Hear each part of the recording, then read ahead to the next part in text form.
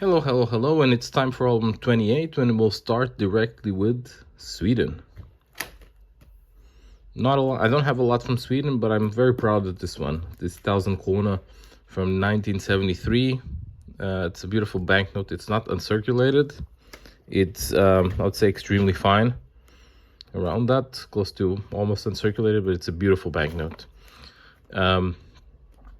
And then we're going to the modern stuff. Like I said, Sweden itself doesn't have so many picks.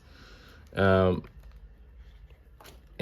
besides the, most earlier stuff, I'm kind of missing a lot of it. From there, we're going to Switzerland. Again, the same stuff as it's Sweden. I do have some modern ones, but it was never a country that I said, oh, I want to collect these. It's also a question of proximity for some reason.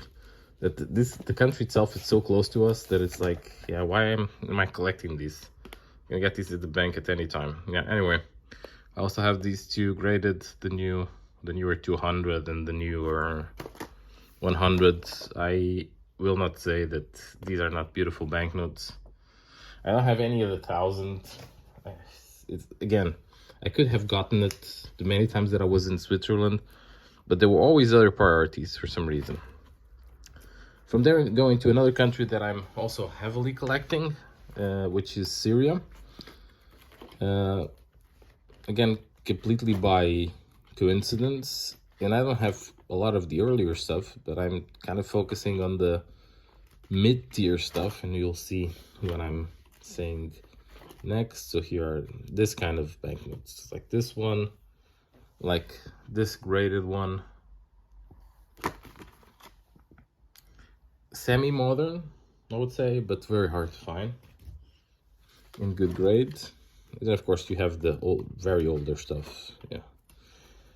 Okay, from there we go into one country that I only have this one banknote, Tahiti.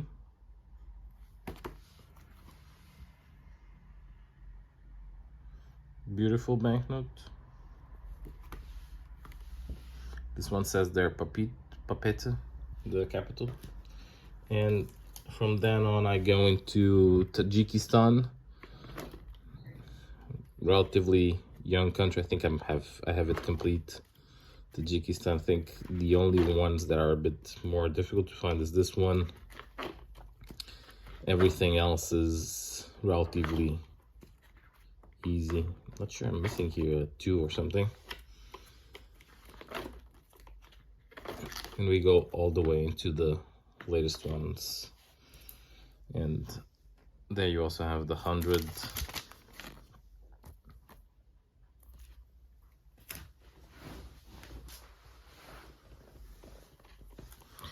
From there we're going to Tanzania. Also relatively complete. Unfortunately, this one here is not uncirculated, and I think I'm missing another pick there. But besides that, with 1 or 2 left, I'm close to completing also Tanzania. Very beautiful banknotes. This one's from the giraffe series are for me my favorites. Although also the last series, it's still beautiful. I got them when I was in Tanzania many years ago, I think nowadays, like 5 or 6 years ago. I also have this one graded. This one was one of the picks that was missing there, so I have it graded. And from there we go into Thailand. Thailand, due to reasons, and a lot of you would buy from Notes Hobby. This is a country that I do have many banknotes from. Some earlier stuff here. This one not graded, but unfortunately no space for it. Further stuff graded, 44C. Of course, I don't have any of the really early picks. Then you have all this kind of commemorative stuff. This one is this 100 baht here, and I'll show you a bit more. Also this one with this marriage. Some more graded ones, commemorative. And this one not commemorative, but 1000 baht.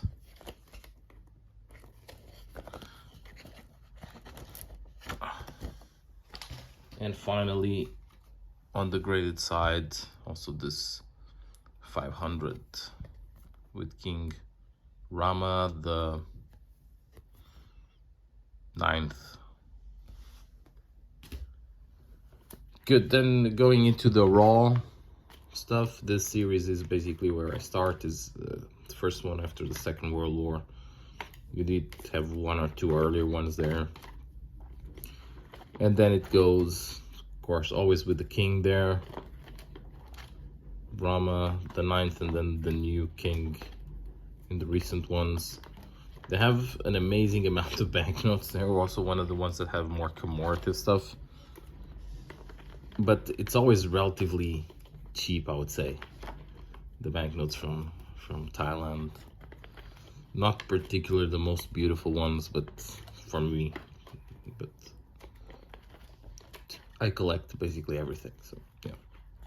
This one here, and we're going into really the new stuff. Here you see another two together because there was no space. And here with the newer king, or with the king at the moment.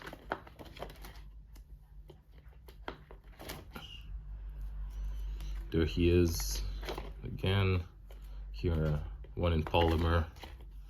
And that was it. And then we go into Timor. Unfortunately, Timor, it's a country that I would like to have much more formal Portuguese colony. This banknote here is in a horrible shape. Very good, I would say, or even good.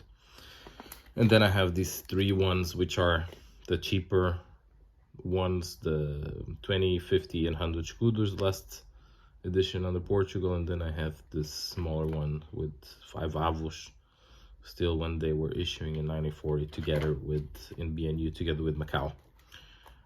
I think, yeah, not the last one, but then I have Tonga. I did get these early on, this from Tonga. They are not extremely expensive, but they are, yeah, not so cheap. Early Tonga. And then you go into the ones with the king, and here it's not that I have complete, I'm missing some banknotes, but the higher, or some of the higher values. This one, the one actually needs to be substituted by this one here. So I'm gonna actually do it now. This one looks like crap.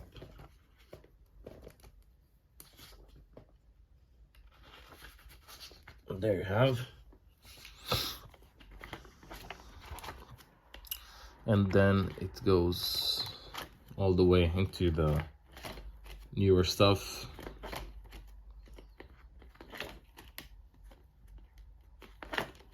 And yeah, and besides this, I also have a few other ones.